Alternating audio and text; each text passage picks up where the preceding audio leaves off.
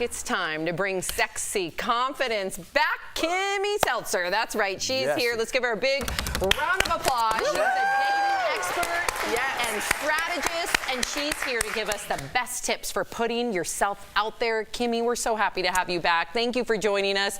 Okay, so we got a lot of things to talk about. Tori, kick it off. Okay, we always see female friendship. Friendship everywhere. You see it on the, just gonna roll that prompter here. Where do we see it? TV and shows. Why are relationships with women so important, especially if you're starting to try and date again? Why the female friendship? Friendships are so important. You know, a lot of times when women are getting back out there, they're so focused on finding the man. But the truth is that it's so important to have a good set of wing gals that you can go out with, to flirt with, to practice. And with that energy, it also lifts you up. I think one of the things that's hard, especially if you're getting back out there being in a relationship, a lot of the friendships are couples. And as nice as the married folks are, you're lovely people, nothing against you guys, but you don't get it. Like, there's not that flirty, fun energy. And make sure that they're positive, because we don't need negative Nellies or Debbie Downers. No, we don't need a Debbie Downer. I don't need a Debbie Downer. No offense of Debbies and Nancy's. Debbie's are fine. If you think about it just on a baseline level, if you're looking at a table, you're in a bar or a nice fancy restaurant, if there's a table that's just laughing every couple minutes, it draws your attention. Like, they look like they're having fun over there. What are they doing? Yeah, laughing equals fun. Right. And that's attractive to a man. Definitely. So we see so much about dating later in life, especially with shows like The Golden Bachelor, now The Golden Bachelorette. So why is it so important for women to put themselves back out there? Yeah, first of all, can I say how excited I am that finally there's a focus on this demographic, because there's so many people who are dating later in life, or I call it in the second act, but no one knows where to go, how to be, what to do. And so it's so important to not just think about dating, but really take action. And this is where people get tripped up. You know, maybe they're going to therapy, which I'm a therapist, I believe in that, but at what point are you sitting in analysis paralysis saying, yeah, I should be dating, I should be dating. Over and over and over again. Right, but not doing anything. So the first thing that I tell people is to have a mindset that's fun and flirty, so that dating becomes fun, because people don't think dating is fun, especially if you've never done it before, because a lot of times when you're in a relationship, you're relationship oriented, right? So you're going out there looking maybe for the next boyfriend, but that's the wrong mission. Your mission is to just get you back, especially if your identity had been wrapped up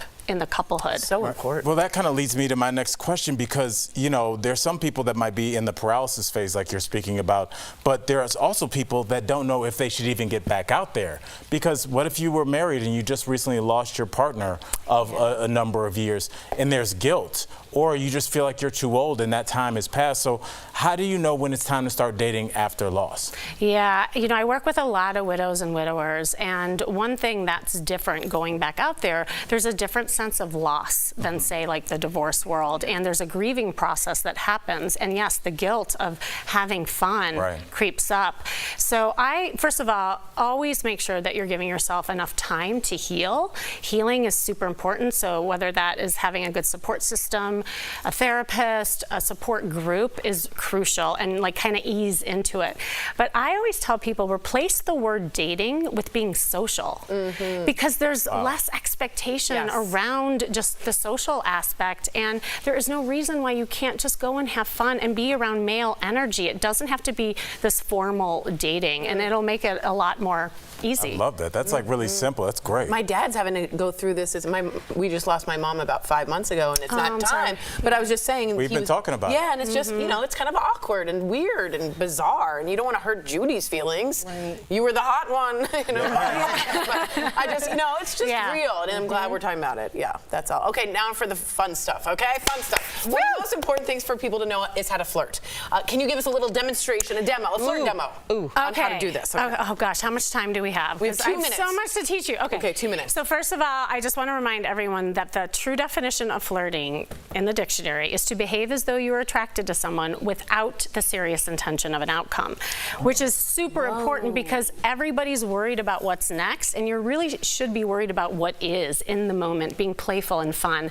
And most of it has to do with nonverbal. So everyone's worried about what to say, but 93% of communication is nonverbal. So it's not even what you say, it's how you come across and the energy, like how you were saying when you walk in and you're seeing people laughing. Right. So it's really having that energy.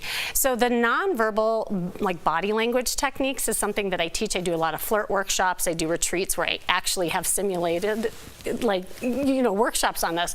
So the face is the biggest thing, and the eyes. The eyes are sexy. The eyes are the windows to the soul. And do you want to learn how? Yeah. Because you looked like you were I know. scared. How do you do it? Her Yeah. eyes were like really scared. I always try too hard. Wink the eyes, Tori. Yeah, no, not that. That's hard. Okay. So there's something called the 3-second rule. There's the different definitions of it, but the way I teach it, so let's say I was interested in Al over there, right? not be. Okay, Look at let's this. just say. Okay.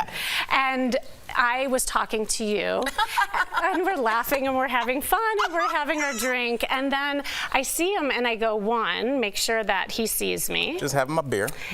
And then I look look at over, her. and then this is 2, and we're talking, and then I go 3. Oh. That kind of worked on me. I'm turned on. Got a little tingle I am right here. turned on. Yeah. It worked on me too.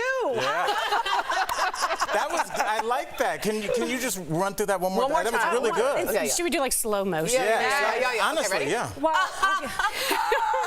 we're laughing and it's 1, and then we're talking 2, 3.